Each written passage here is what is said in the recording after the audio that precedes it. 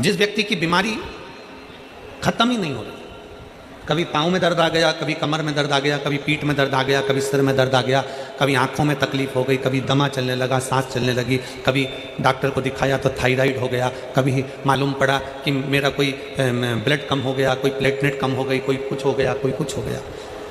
Doctor को दिखाओ। हमने कल भी कथा में कहा था, परसों भी कहा था कि डॉक्टर शिव का एक रूप होता है, उसको दिखाओ।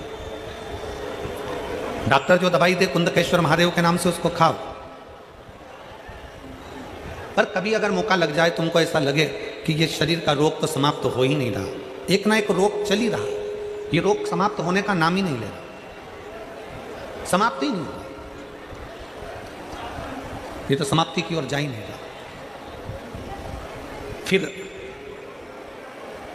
पिपलेश्वर महादेव का नाम लेकर,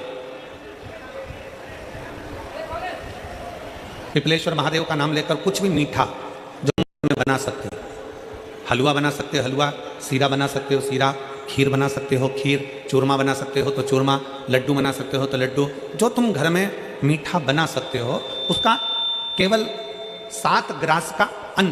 कितने ग्रास? जम के बोलो जरा। 7 ग्रास। 7 ग्रास मतलब 7 कोर, 7 ग्रास का अन्न एक पात्र में ले लो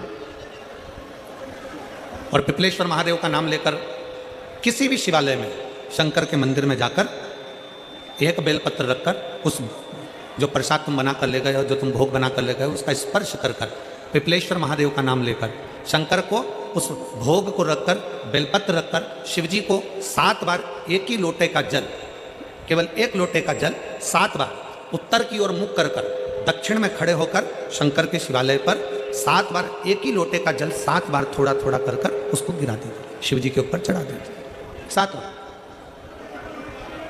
बाद में जो प्रसाद पर आपने बेलपत्र रखी है उसी बेलपत्री को उठाकर शंकर के शिवलिंग पर चढ़ा दीजिए। बाबा को प्रणाम करिए, बाबा मेरे शरीर का रोग समाप्त नहीं हो रहा, गोलियां खा रही हूँ, दवाई खा रही हूँ, कुंदकेश्वर महादेव का नाम लेकर दवाइयाँ ले रही हूँ, पर कभी घुटना, कभी कमर, कभी आँख, कभी थायराइड, कभी कुछ, कभी बीपी, कभी शुगर, कुछ ना कुछ चल ही रहा है। बाबा अब आपको संभालना। किसी भी दिन पिपलेश्वर महादेव का नाम लेकर वो चढ़ी हुई बेलपत्री लियाओ, प्रसाद लियाओ, घर पर आने पर जैसे ही घर के अंदर प्रवेश करो सबसे पहले बेलपत्री को चबा चबा कर खा लो। फिर वो जो प्रसाद है उस प्रसाद को 7 गांठ से थोड़ी थोड़ी देर में 7 बार में उसको खा लेना।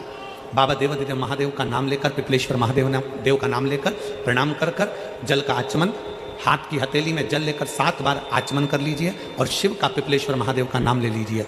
धीरे धीरे 15 दिन लगेंगे और 15 दिन में बीमारियां अपने आप कम होना प्रारंभ हो जाएगी और बाबा आपका हाथ पकड़कर आगे बढ़ाएंगे। शिव तत्व की प्राप्ति।